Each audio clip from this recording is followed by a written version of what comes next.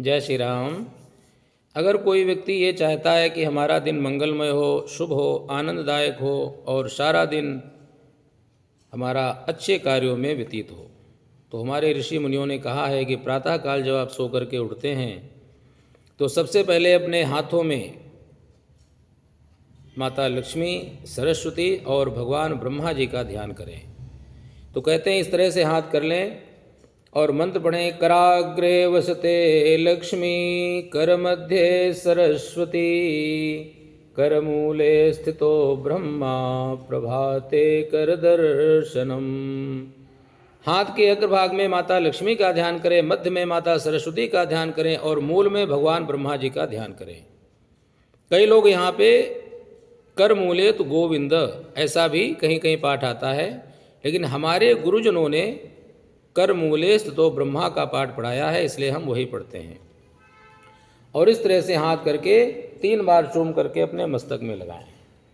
उसके बाद में अगर नाड़ी विज्ञान का किसी को ज्ञान है तो यहाँ पे इड़ा, पिंगड़ा और सुषुम्ना, ये 3 नाड़ियाँ चलती हैं। जो दाहिनी नाड़ी होती है उसको हम कहते हैं पिंगला यानी सूर्य की नाड़ी, और बाएं साइड में जो होती है वो चंद्रमा की नाड़ी होती है, इड़ा। और जब दोनों सांस चलती हैं तो उसको सुषुम्ना कहते हैं। तो जिस तरह का श्वास चल रहा हो, दाहिना हाथ जमीन में लगा करके प्रणाम करें और वही पैर जमीन पर रखें और फिर पृथ्वी माता को प्रणाम करते हुए अपनी जीवनचर्या जो है वो प्रारंभ करें। जब हम लोग किसी आसन पे बैठ करके मंत्रों का पाठ करने के लिए, अनुष्ठान करने के लिए आसन बिछाते हैं तो आसन की शुद्धि करते हैं। तो उसमें क्या कहा जाता है?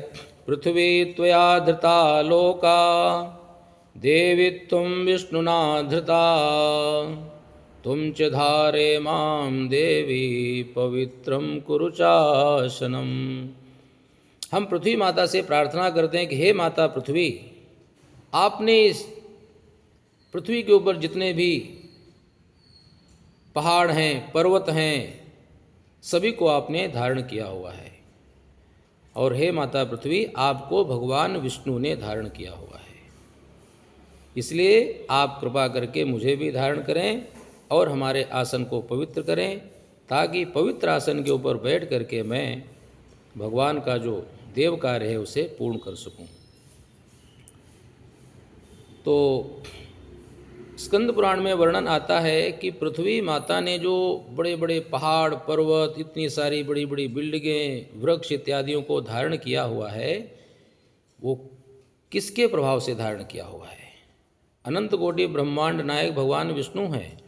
लेकिन कहते हैं कि गोभिर्विप्रैश्च वेदैश्च, सतिभिः सत्यवादिभिः, अलुब्धैर्दानशीलैश्च, सप्तभिर्धार्यते मही।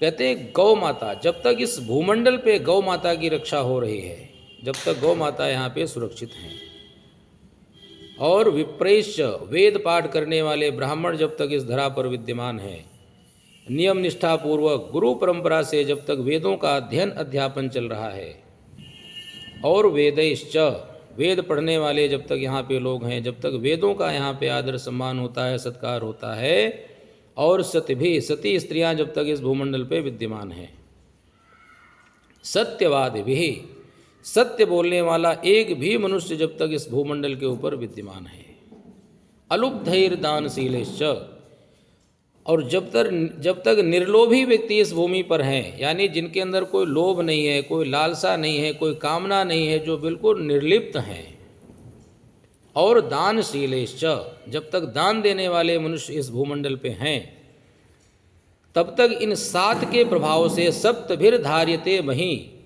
गौ माता, वेद पाठी ब्राह्मण और 4 वेद, सती स्त्रियां, सत्य बोलने वाले मनुष्य और निर्लोभी व्यक्ति और दान करने में जिनकी प्रवृत्ति है, ऐसे जो 7 लोग हैं, उनके प्रभाव से, उनके तप से, उनके ओज से, उनके तेज से पृथ्वी माता ने इस पूरे चराचर जगत को धारण किया हुआ है। इसीलिए इस पृथ्वी माता के ऊपर बैठ करके कभी भी कोई भी गलत कार्य न करें, हमेशा अच्छे कार्य करने का प्रयत्न करें, भगवान का अधिक से अधिक जाप करें। वही जाप हमारी रक्षा करेगा, वही जाप हमारा कल्याण करेगा, और कोई हमारी रक्षा करने वाला नहीं है। जय श्री राम।